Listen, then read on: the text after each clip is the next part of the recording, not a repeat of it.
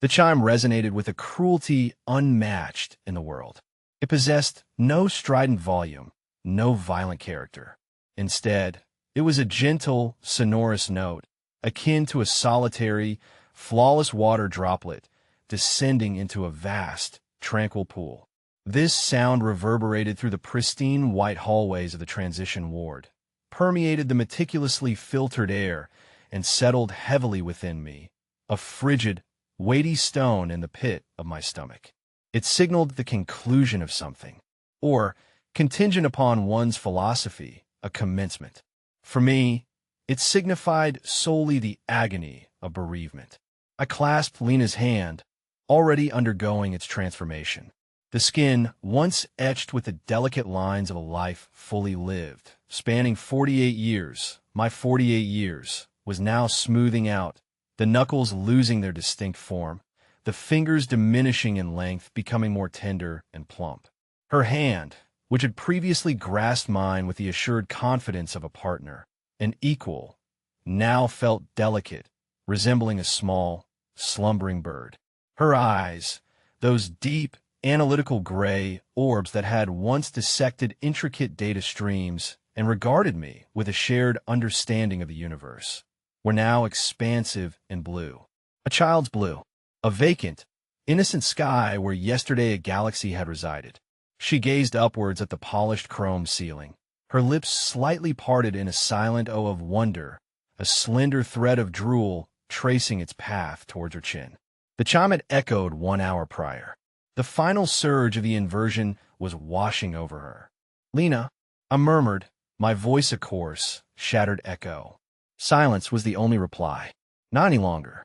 The woman with whom I had shared my existence, the brilliant systems analyst who had engaged in philosophical debates with me until the city's lights dimmed for the sleep cycle, the woman who had embraced me when the burden of my work became unbearable, she had vanished. In her stead was this diminutive, bewildered creature, a girl perhaps 7 years of age in mind and body, though merely yesterday she had been a woman of 55. Our world's equivalent of someone 100 years old. This is our reality. We are born as we will perish in the ancient narratives, possessing the complete weight of knowledge, with bodies already mature, our minds actively processing logic and language. We are born as adults. We toil, we love, we construct, we govern. Subsequently, we age in reverse. The inversion, as it is known, a subtle, relentless slide backwards. Initially, the pangs of advanced age begin to dissipate, replaced by an unfamiliar, forgotten vitality. Then, the mind starts to shed its complexities. Responsibilities morph into burdens. Abstract concepts become perplexing. Memories, the very foundations of the self, begin to disintegrate, until all that remains is the pristine, beautiful, terrifying blank slate of childhood. We conclude our lives in nurseries under the care of designated guardians, until our bodies become too frail to sustain the spark of life. I am Elias.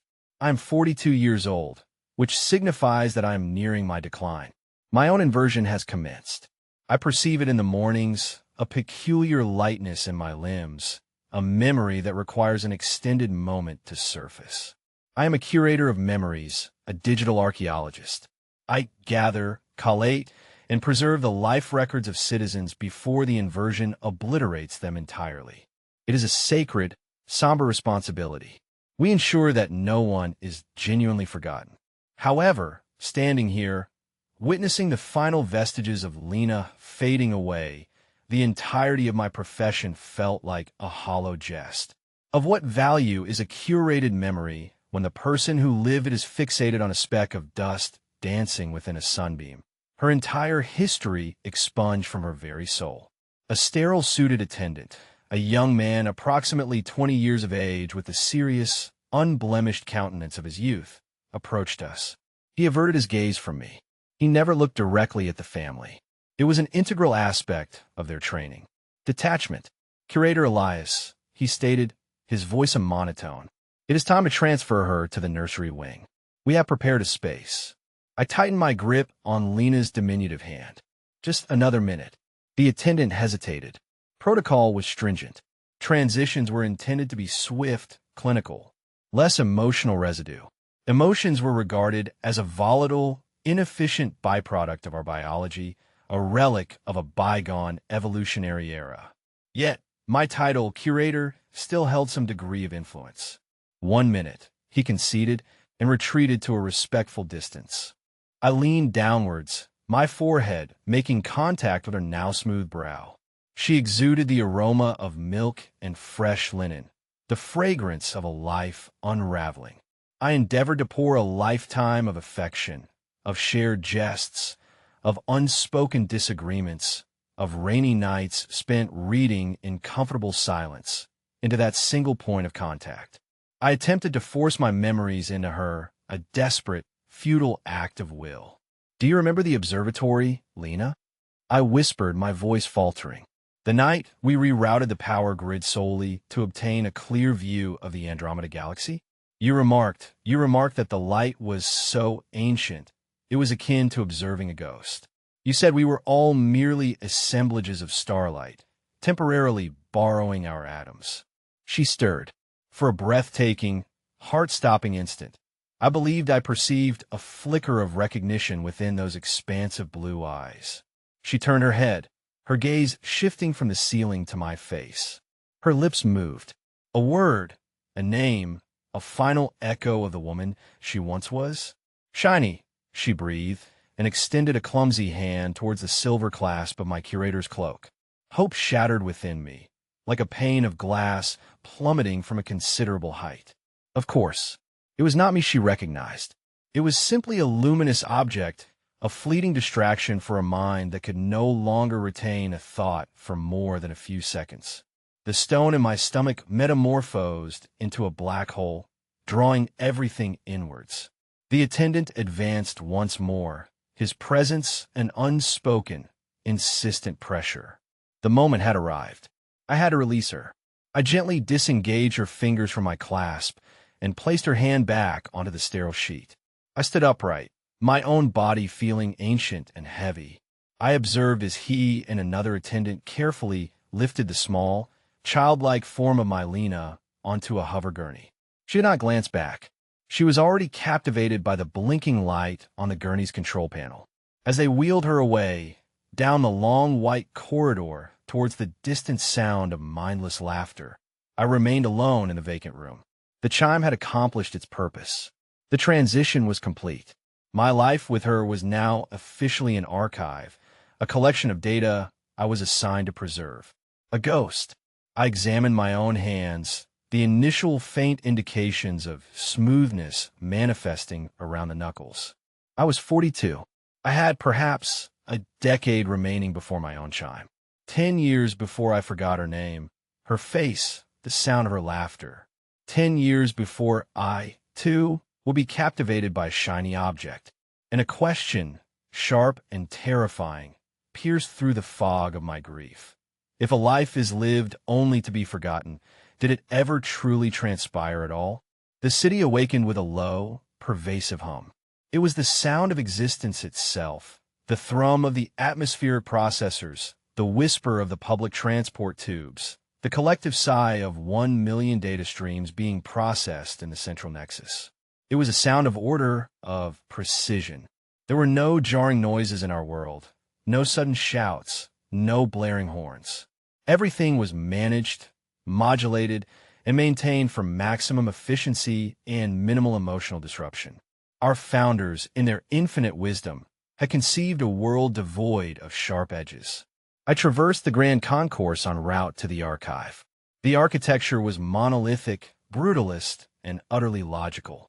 Buildings constructed of gray ferroconcrete and polarized glass soared into the perpetually overcast sky, interconnected by enclosed sky bridges that shielded us from the unpredictable, and therefore inefficient, weather.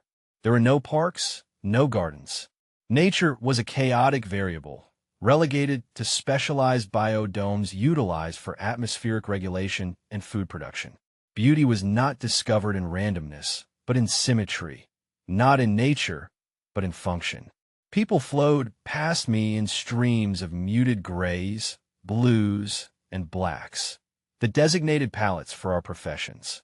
A cohort of youthful engineers, their faces fresh and earnest, likely no older than 18, deliberated fluid dynamics as they strode towards the energy core.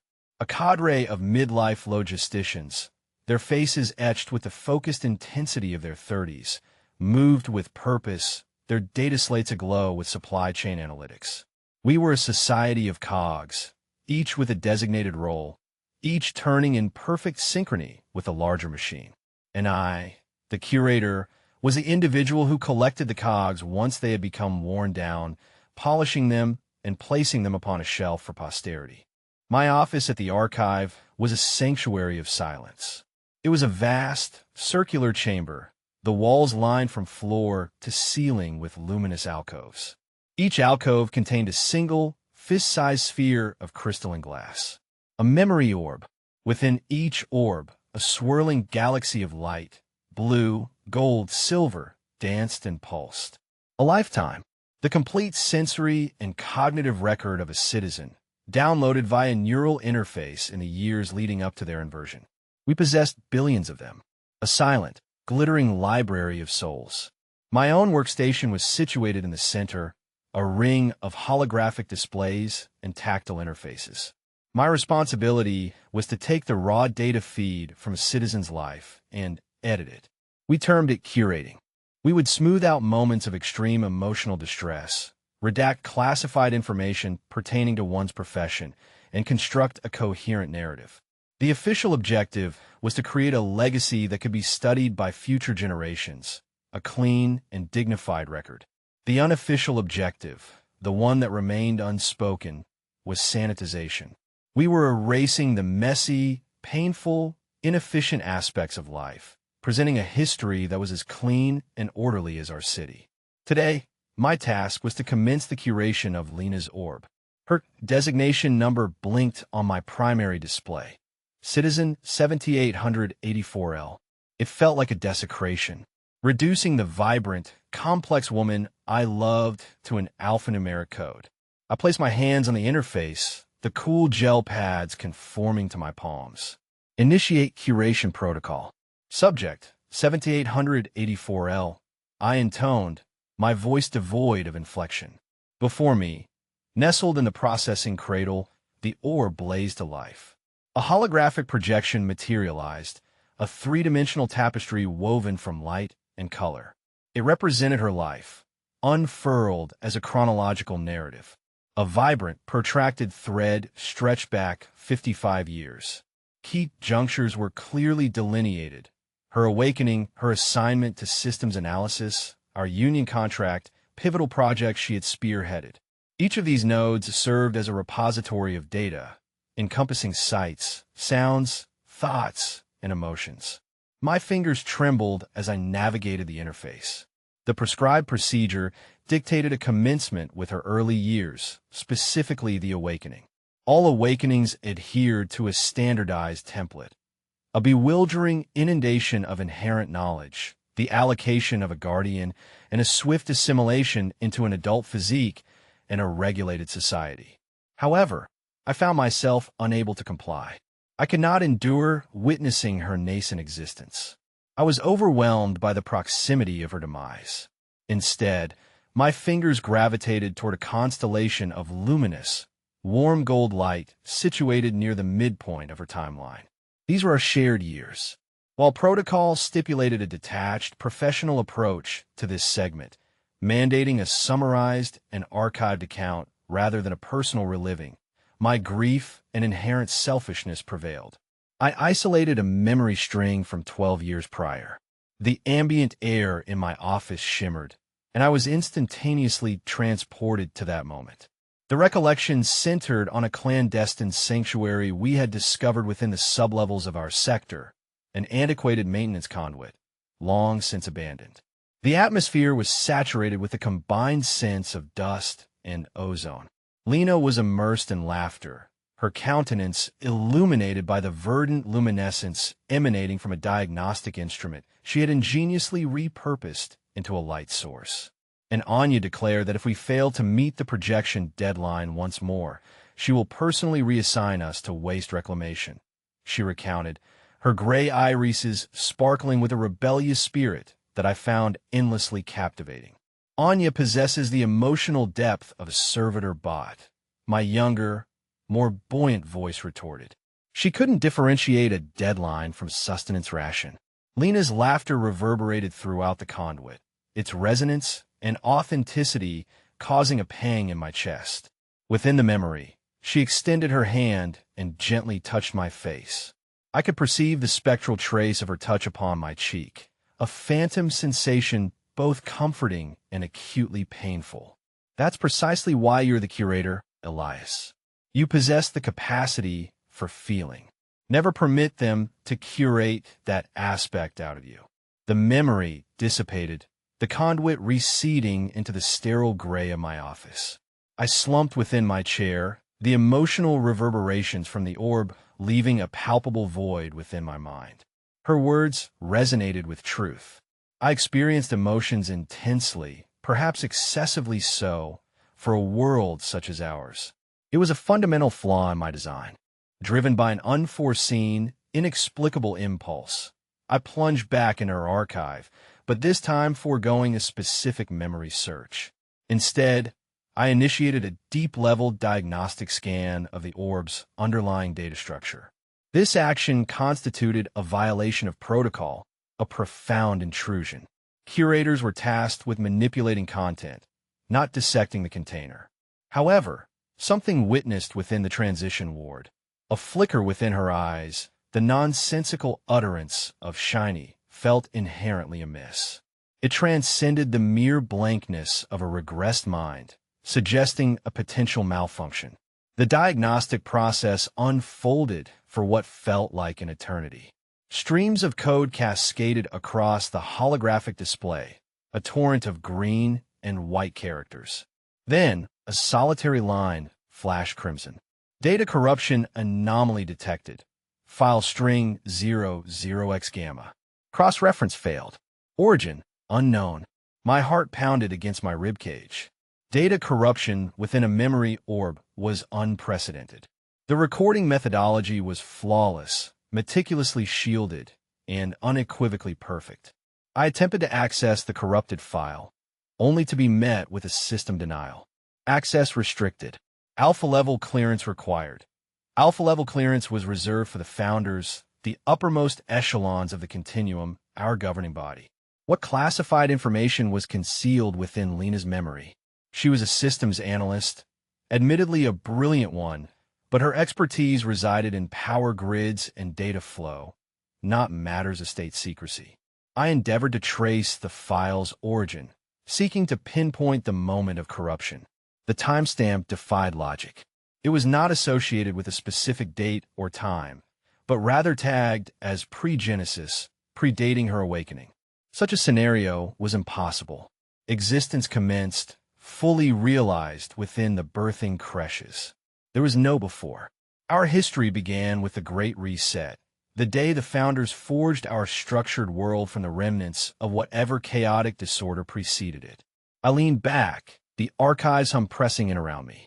Lena, my remarkably intelligent and logical Lena, harbored a secret buried deep within her mind, a secret that defied possibility, a secret that someone of immense power had endeavored to conceal so thoroughly that it manifested only as a phantom, a glitch within the flawless machine. The anguish stemming from the loss of my beloved remained a raw, open wound. However, a novel sensation began to intertwine with it, a keen, perilous curiosity. The city was founded on order and logic, predicated on the principle that everything was known and accounted for. Yet, a file originating from before the beginning? That transcended mere anomaly. It constituted a fundamental contradiction, and it posed a question that threatened to undermine the very foundation of our world. If our genesis is predicated on a falsehood, what other untruths have we been subjected to? The ensuing days became an exercise in duality. Ostensibly, I projected the image of the consummate professional. I arrive at the archive precisely at the designated hour. I consume my nutrient paste at my workstation. I acknowledge my colleagues with the appropriate degree of detached civility. I curated the lives of the recently regressed, meticulously smoothing their digital narratives into palatable, inspiring legacies. I epitomized the model citizen, a fully functional component of the Grand Machine. However, beneath the veneer of normalcy, I operated as a saboteur. Each night, subsequent to the archive's primary systems powering down for the maintenance cycle, I remained within the vast, silent chamber, enveloped by the shimmering specters of a billion lives. I waged a clandestine war against the system that had deprived me of Lena. The corrupted file residing within her orb had metamorphosed into an all-consuming obsession. It represented a locked portal, and I harbored the conviction that beyond it lay the answer to the question that now haunted my every waking moment. My own mind transformed into a battleground. My fears manifested as tangible entities. I dreaded the inversion, not as a gentle descent into second childhood, but as the ultimate act of theft. The mere notion of my memories, of Lena's laughter echoing within the conduit, of the intricate beauty of a flawlessly crafted line of code, of the quiet gratification derived from resolving a complex problem, dissolving into a meaningless slurry of sensory input, represented a horror beyond comprehension. As I lay upon my sleep platform within my small, featureless apartment, I could almost discern it unfolding, the edges of my identity fraying, the intricate tapestry of myself unraveling thread by thread. My dreams ceased to be my own. They were permeated with the corrupted data string, with fragments of the impossible pre-Genesis file. I experienced visions for which my mind possessed no context. A radiant, searing yellow light within a vast expanse of blue. Not the filtered, pale luminescence of our sky, but something raw and potent. The sensation of damp grass beneath bare feet. The tumultuous, terrifying, exhilarating sound of a tempest. These sensory inputs were alien to our world. It felt as though I were experiencing another's memories, echoes from a time predating time itself. Were these Lena's concealed truths, permeating my subconscious through the sheer force of my focus? Or was my own mind, strained by grief and obsession, simply fracturing? My singular aspiration, my unwavering hope, extended beyond mere comprehension. It encompassed resistance, the discovery of a means to preserve the self, to erect a mental fortress against the encroaching tide of oblivion.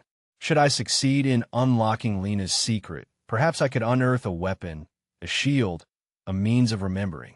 I dedicated weeks to executing decryption algorithms, cross-referencing the corrupted file against every known encryption key within the public domain. All endeavors proved futile. It was akin to attempting to pick a lock with a feather. The file was safeguarded by something ancient, something intrinsic to the city's core programming. My progress on Lena's official curation ground to a halt. I found myself unable to sanitize her essence, to expunge her sharp edges and impassioned arguments, to distill her brilliant, rebellious spirit into a neat, tidy summary. Her orb remained stationed upon my workstation, a silent rebuke to the hypocrisy inherent in my profession. My superior, Anya, began to take notice. Anya, a prodigy of bureaucratic management in her late 20s, was distinguished by her sharpness, efficiency, and unwavering devotion to the principles of the continuum. Her movements possessed a clipped precision, her dark hair pulled back so tautly that it seemed to draw her eyes into a state of perpetual, hawk-like focus. She embodied everything our world esteemed: logic, order, and an absolute absence of sentimentalism. "Curator Elias," she stated one afternoon, her voice slicing through the stillness of my workstation. "Your progress on subject 7884L is suboptimal. The 30-day curation window is rapidly approaching." I remain fixated on my screen. I am ensuring the utmost accuracy. Her record is intricate. Her record is no more intricate than that of any other grade A systems analyst. Anya countered, advancing closer. Her shadow encroached upon my console. The objective of curation is not exhaustive replication, but rather narrative cohesion. You are lingering, an inefficient expenditure of emotional energy. I finally met her gaze. Her eyes were dark, intelligent, and utterly devoid of empathy. She perceived my grief not as a human experience, but as a system malfunction. With all due respect, Director, your understanding is not prerequisite. I responded, my words sharper than intended. A fleeting expression, perhaps annoyance, crossed her face. My understanding is not required. Your compliance is. Complete the curation, or I shall assign it to someone capable of approaching the task with the requisite professional detachment. The threat lingered palpably between us. To consign Lena's memory to another curator, to allow a stranger to sift through her life and dismantle it for components, the notion proved insufferable. It shall be done, I declared, my jaw clenched tight. Anya sustained my gaze for a prolonged moment, subsequently offering a terse nod. Ensure that it is. As she departed, her footfalls reverberating with incisive authority, I experienced a surge of frigid indignation. This epitomized the world they had fashioned. A world wherein love constituted an inefficient utilization of emotional energy, where an individual's life represented a task demanding completion. A world that Anya both championed and embodied. That evening, my desperation unleashed an unprecedented degree of recklessness. If I could not circumvent the encryption from the exterior, I would be compelled to venture within. There existed a profoundly perilous, exceedingly illicit procedure known solely to a select few high-ranking curators, a direct neural interface with an uncurated orb. It was designated a deep dive. This entailed directly connecting one's own consciousness to the raw data stream of another's existence. Its prescription stemmed from the immense hazard of psychic fragmentation. To submerge one's consciousness so entirely within another's could precipitate memory bleed, identity disintegration, even complete cognitive collapse. One could, quite literally, forfeit oneself within another's past. However, I was already in the process of losing myself. I possessed nothing further to relinquish. I secured the archive doors. I deactivated the internal surveillance systems, employing a backdoor code Lena herself had imparted to me several years prior. My heart hammered a frantic, terrified rhythm against my rib cage. This constituted treason. This was sheer madness. I positioned the custom neural interface headset over my temples. The frigid metallic prongs pressed against my skin. I grasped Lena's orb, its swirling lights appearing to pulsate with a sentience of their own, and situated it within the primary socket of the interface. For a fleeting instant, I hesitated. I envisioned Lena's countenance within the transition ward, her eyes vacant. I contemplated Anya's frigid, dismissive stare, and I reflected upon the dream of the balmy yellow sun I had never witnessed. Convey me to the glitch, Lena, I murmured, and initiated the sequence. The world disintegrated. It did not manifest as a fade to black, but rather as an explosion of pure, unadulterated sensory data. I was assailed by a billion moments simultaneously. The gustatory sensation of her initial nutrient paste, the sentiment of bewilderment at her awakening, the frigid logic of a resolved equation, the muffled resonance of my own voice. It comprised a hurricane of experience, and I was akin to a leaf ensnared within the tempest. I struggled to concentrate, to tether myself to my own identity. I'm Elias. I'm a curator. I am in search of the anomaly.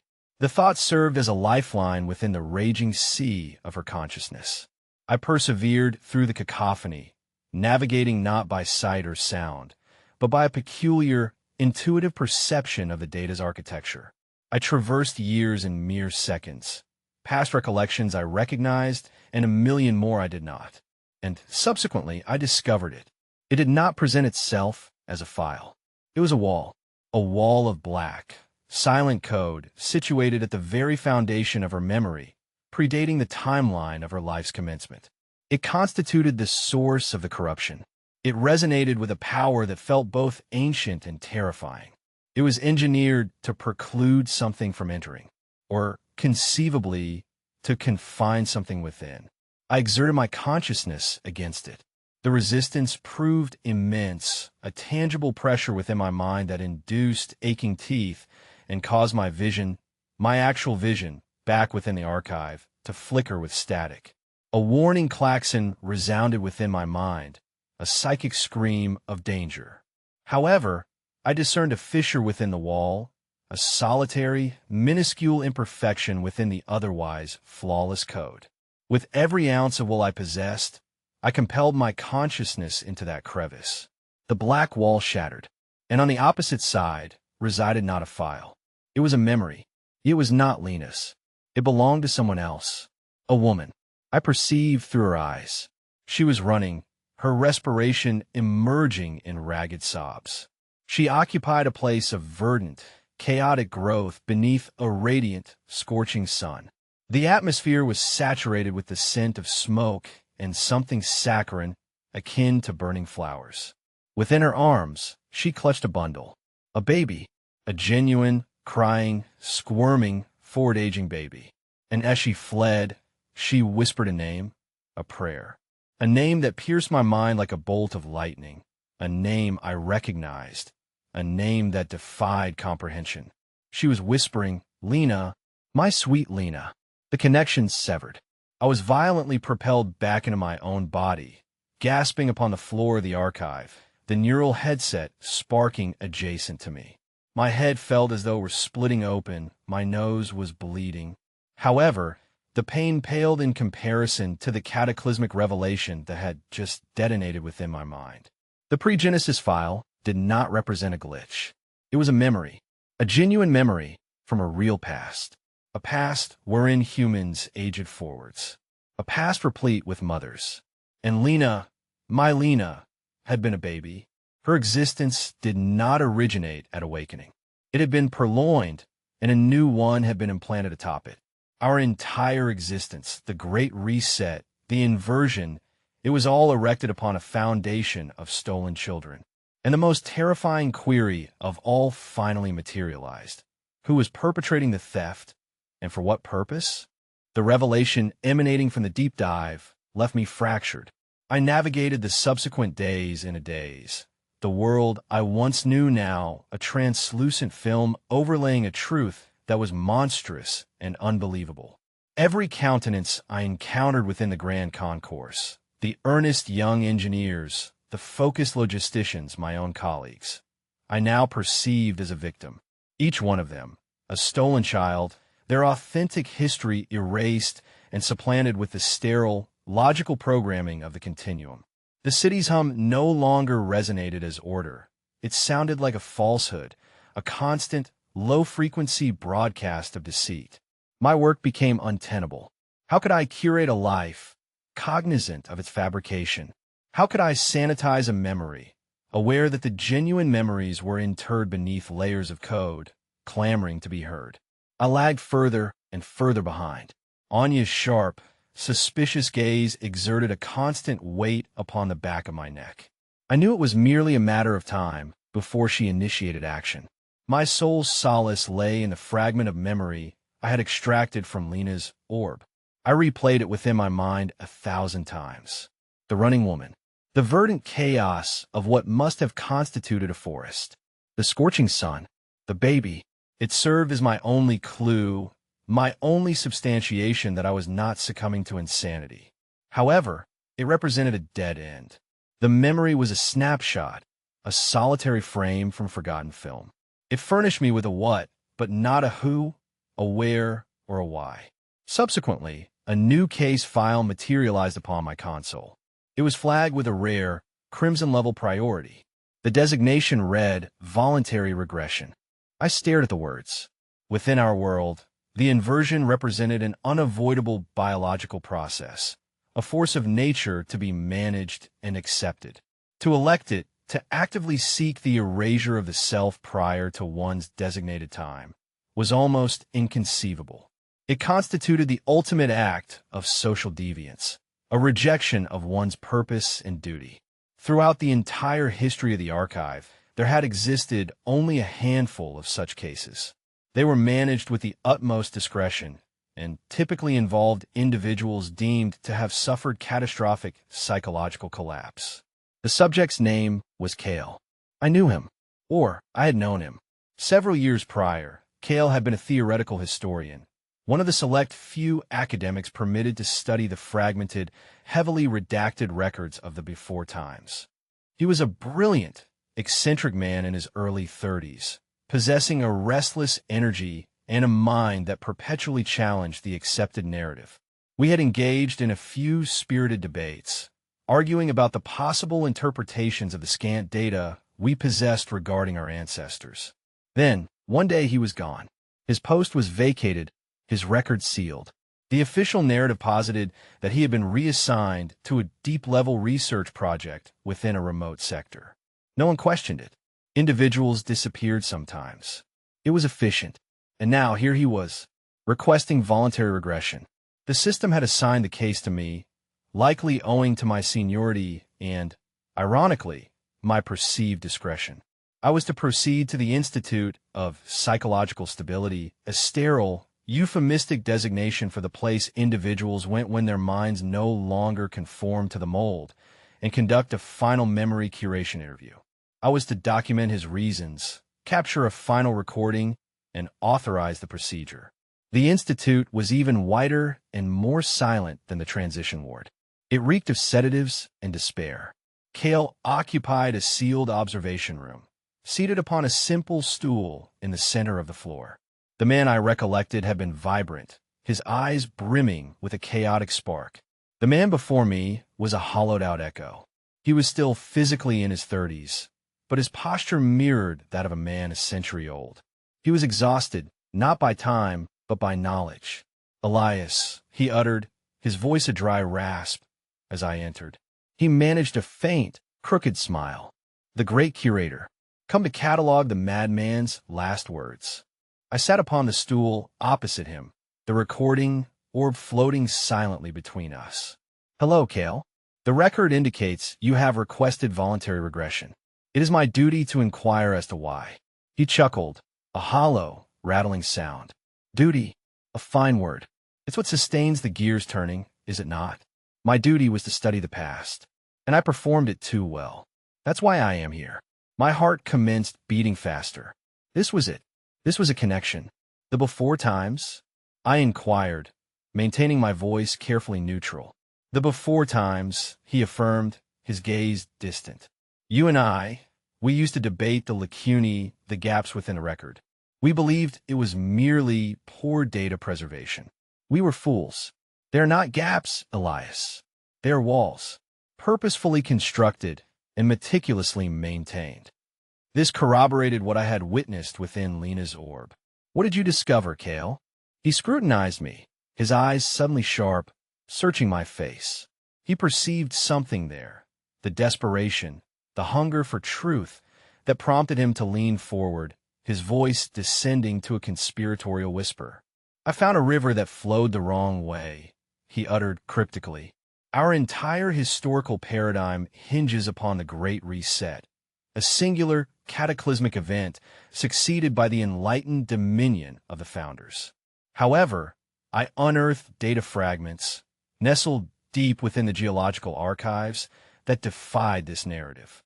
Records pertaining to seismic activity and atmospheric composition unveiled a succession of more diminutive resets, numbering in the dozens. Our history, it appears, is not a linear progression, but rather a cyclical phenomenon, a recurring loop of creation and annihilation. My intellect reeled, grappling with the implications. A loop? What precisely are you articulating? Consider this, Elias. Our society exhibits an unnerving level of stability, bordering on artificiality. There is a conspicuous absence of rebellion, chaos, and genuine dissent. The rationale? The system possesses an intrinsic fail-safe mechanism. Whenever a generation begins to retain excessive recollection, or whenever an individual, such as myself, encroaches too closely upon the truth concealed behind the curtain, the continuum initiates a correction, a localized reset. They expunge the historical record for a specific sector, a generation, or whatever exigency dictates. They reimplant the memories, reestablish the prevailing order. The world that you perceive as continuous has been rebooted countless times, far exceeding your capacity to imagine. The recollection of the fleeing woman materialized vividly in my mind. The smoke, the pandemonium. It was not the Great Reset. It was merely a reset, a localized correction. Their nefarious activities extended beyond the initial abduction of children. They were perpetrating this act repeatedly. But why?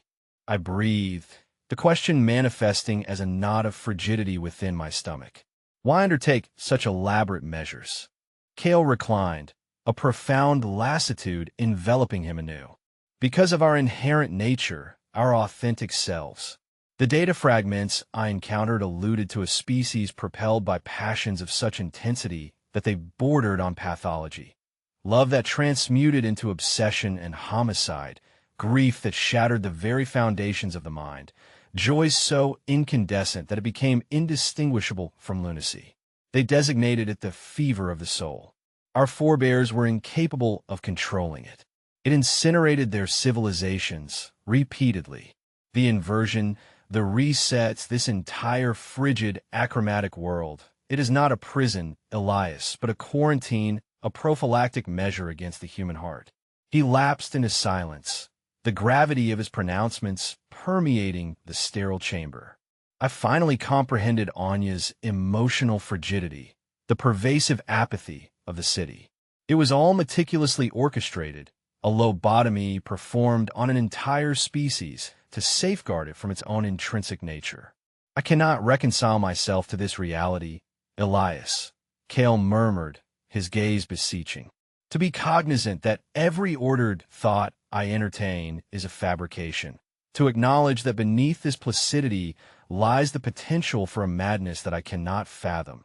To accept that my own existence, my own intellect, is not my own. The children, they are fortunate, for they are liberated from this burden. The emptiness, it is a gift that I covet. I yearn to forget. I scrutinized the man before me, a brilliant intellect opting for oblivion over a verity he was unable to endure. He constituted my inaugural true trial. I was purportedly an agent of this system, an enforcer of this grand deception. My prescribed duty was to acquiesce, authorize the procedure, and expunge this inconvenient truth from the annals. However, Lena's memory, the authentic one, resounded within me. The recollection of a mother fleeing to preserve her child's existence. That was not the action of a soul consumed by fever, but rather an expression of pure, potent affection. Cale perceived only the malady, whereas I had glimpsed the antidote. Before you depart, I stated, my voice exhibiting a subtle tremor, you mentioned discovering a river that flowed in reverse. Could you elaborate on that? Cale regarded me with a protracted, probing gaze. He discerned that my inquiry was not that of a curator, but rather that of a co-conspirator. A faint, melancholic smile graced his lips. It is not a literal river of water, he elucidated softly, but rather a river of data.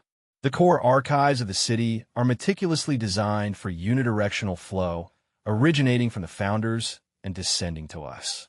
However, within the obsolete, decommissioned sectors, nestled beneath the very foundations of the city, exist conduits where the data traverses in the opposite direction, manifesting as echoes, remnants of prior resets.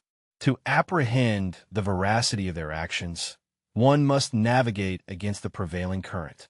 He furnished me with a sector designation, a series of coordinates corresponding to a maintenance access point long since sealed off for public access.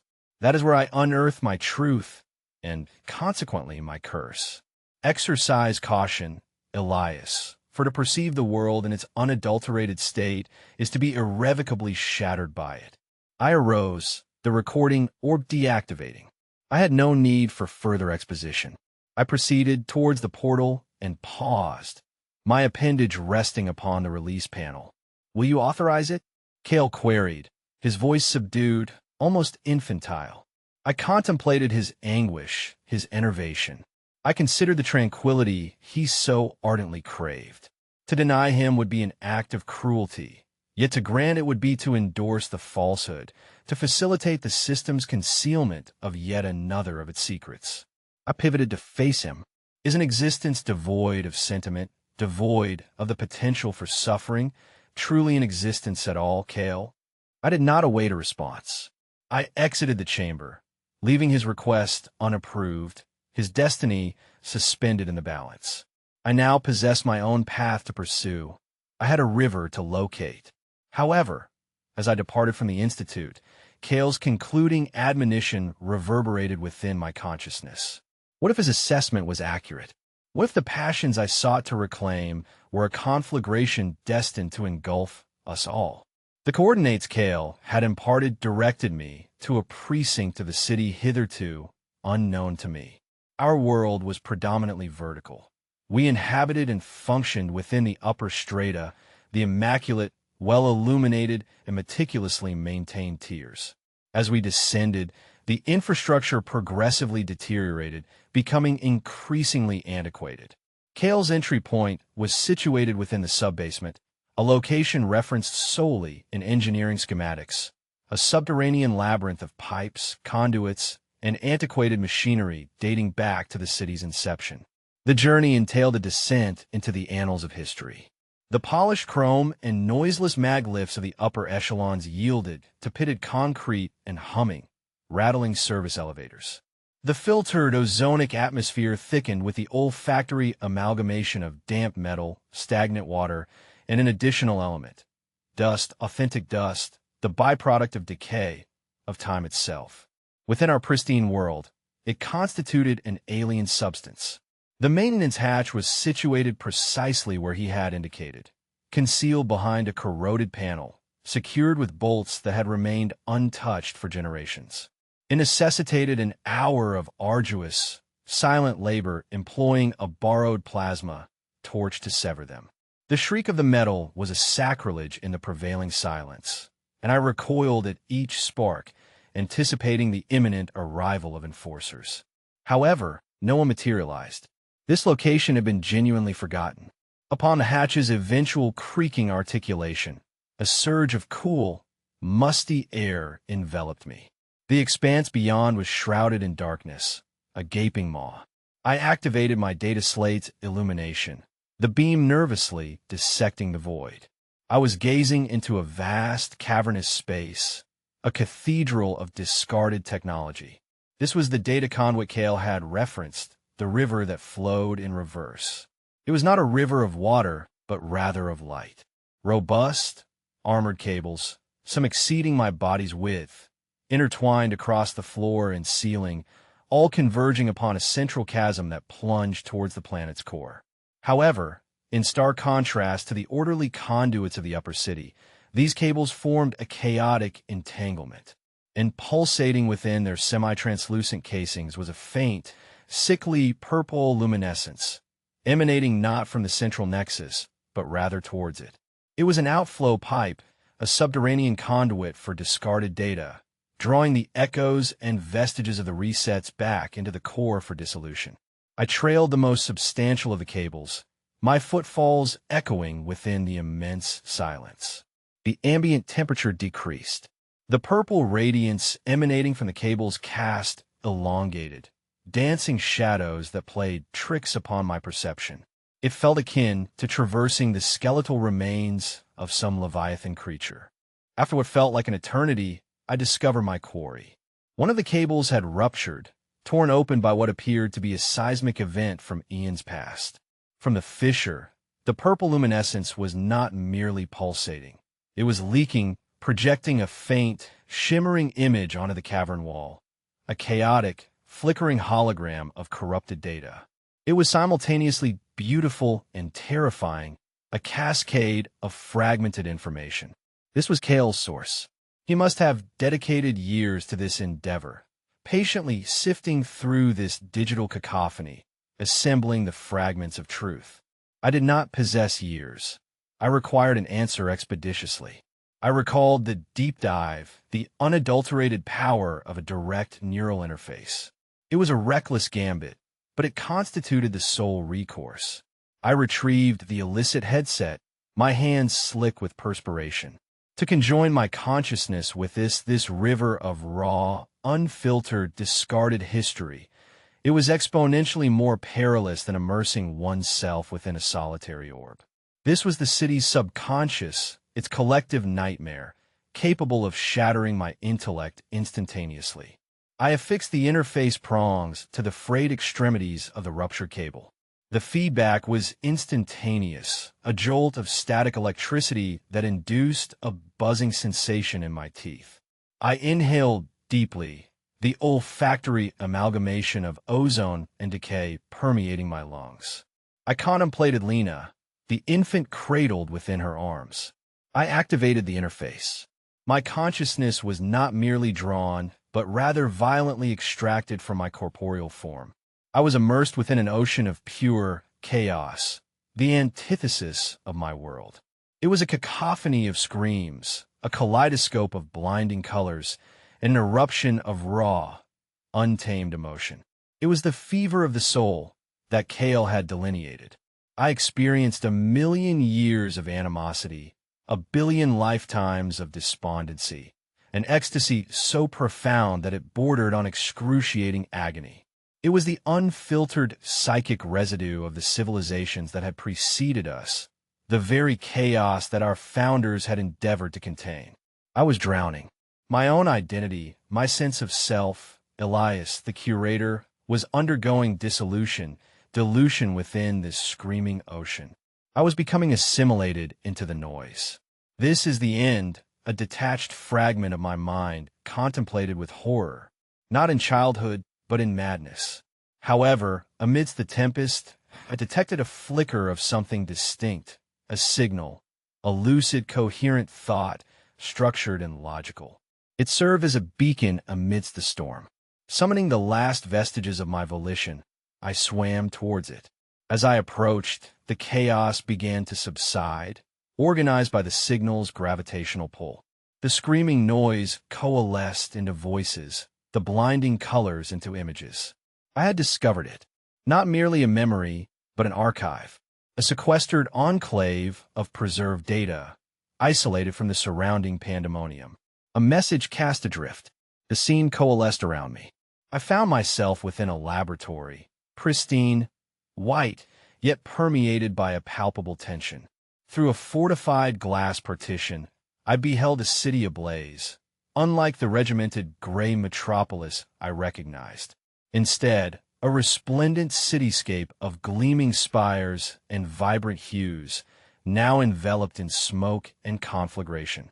It was the epic of before times.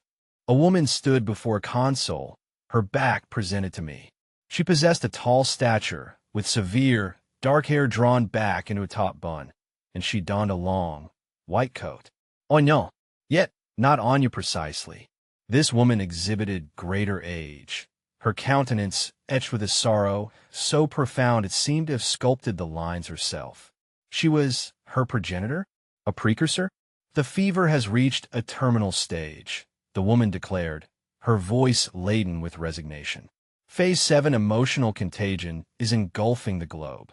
We have failed in our endeavors to fabricate psychic attenuators, to cultivate emotional fortitude. All proved futile.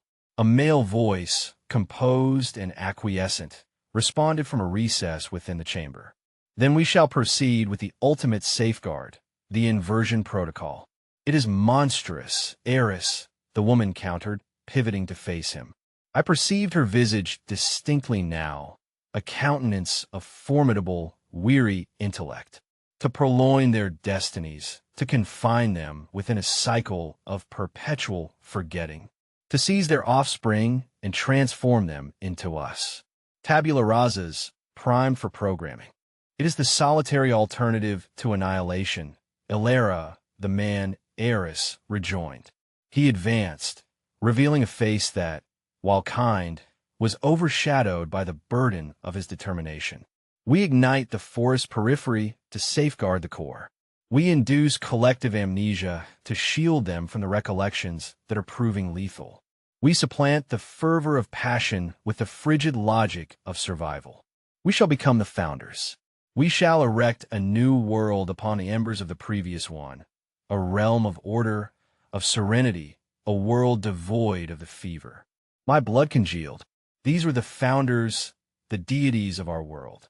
Yet they were not deities at all, but rather scientists grappling with an untenable choice. And what of the children? Alara queried, her voice fracturing. Those already born, existing within the world as it is? Shall we merely seize them, wrest them from their progenitors, and reboot them? Eris extended a hand to her shoulder. We shall safeguard them. Their fundamental identities will be meticulously archived. We will construct a system to perpetuate their memories. A library of souls. It is the only grace we can extend. A curator. He was delineating my vocation, a profession conceived from compassion that had metamorphosed into an instrument of dominion. Alara turned her gaze back to the blazing metropolis, a solitary tear etching a course down her cheek. What manner of existence is it, Eris? An existence devoid of the recollection of a mother's affection? An existence wherein one ages toward ignorance rather than enlightenment? It is existence, Eris affirmed, his voice resolute, unwavering, and we are the sole arbiters capable of bestowing it upon them. The inaugural reset will prove the most arduous, yet the system is engineered for self-perpetuation. It will self-correct, shielding them from their own selves perpetually. The scene dissipated, the force of the revelation exceeding the fragile data pocket's capacity to contain it. I was propelled back into the surrounding chaos, and, subsequently, with a nauseating lurch, back into my corporeal form. I lay prostrate on the frigid concrete expanse of the conduit, gasping for air, the afterimage of the burning city indelibly seared into my consciousness. The truth possessed a magnitude and horror exceeding my wildest imaginings. The inversion was not a spontaneous occurrence. It was meticulously engineered. The Great Reset was not a singular event, but a self-sustaining program of control. Our founders were not deities, but rather desperate scientists who perpetrated an atrocity to salvage humanity from its own self-destruction. And my entire profession, the sacrosanct duty of the curators, was conceived as a specious promise, a mercy that, in actuality, constituted the lock upon the portal of our confinement. I had unearthed the truth. I had perceived the world in its authentic guise. And as I peered into the tenebrosity of that forsaken place, Kale's pronouncements resonated within me, no longer a forewarning, but a prophecy fulfilled. I was devastated by it. However, a novel, terrifying inquiry commenced its formation within the ruins of my comprehension. The system was devised for self-perpetuation, for self-correction. What actions would such a system undertake against an individual who had just unearthed its most profound, most fundamental secret? Resurfacing was akin to ascending from sepulchre into a masquerade ball. The pristine, orderly world of the upper city, once emblematic of serenity and stability, now evoked an elaborate, suffocating theatrical production. The composed, focused countenances of the citizenry were mere masks, their programmed existences a script they were oblivious to following. The city's hum reverberated as the sound of the cage, and I, uniquely, could now discern the bars. The knowledge I harbored manifested as a physical burden, impeding my gait, stooping my shoulders. I was a specter in my designated workstation within the archive, the radiant orbs of curated lives now resembling pathetic, ensnared fireflies. I possessed the truth, the terrible, world-shattering truth. But what recourse did I possess? To divulge it and risk unleashing the very fever of the soul that the founders had sacrificed everything to contain? Was an existence of chaotic, burning passion truly superior to an existence of frigid, ordered serenity? Kale had elected oblivion over such knowledge. Was he the more sane of us? My indecision engendered paralysis. I languished for a day in a fugue state, executing simulations within my mind. Should I disseminate the founder's archive?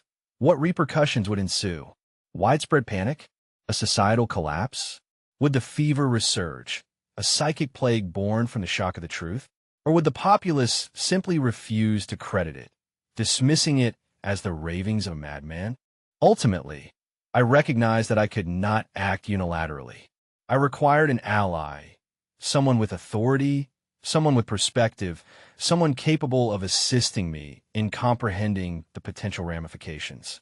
My thoughts, against my better judgment, gravitated towards Anya. It constituted a desperate gamble. Anya embodied the very system itself. She was the high priestess of its frigid logic. However, she also served as the director of the archive. If any individual possessed a more elevated comprehension of the city's data structures and the continuum's inner mechanisms, it was she. I clung to a scintilla of hope that her devotion to the system stemmed from a genuine conviction that it served the greater good. Perhaps if I could unveil the truth to her, demonstrate the cost, the purloined children, the perpetual deception, her logic would compel her to acknowledge the system's inherent flaws. I tarried until the culmination of the work cycle, until the archive was once more vacant and silent. I located Anya within her office, a Spartan glass cubicle overlooking the main chamber. She was scrutinizing data streams, her countenance illuminated by the cool, cerulean light emanating from her holographic console.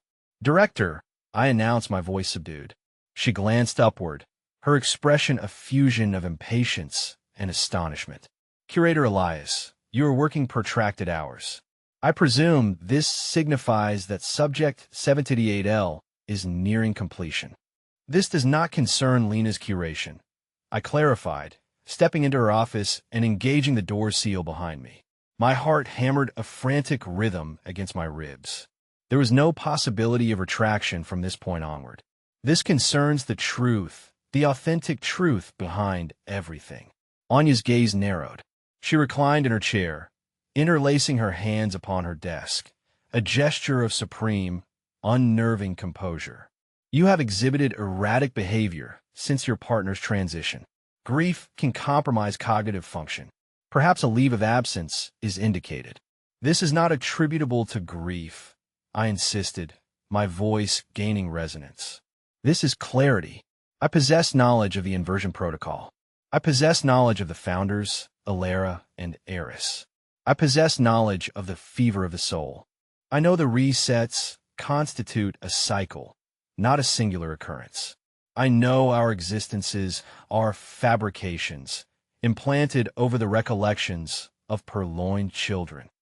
I uttered the words, each and every one of them, depositing the entirety of the monstrous truth upon her desk as if it were a weapon. I anticipated shock, denial, anger. I encountered none of these. Anya's expression remained unaltered. The unnerving composure persisted.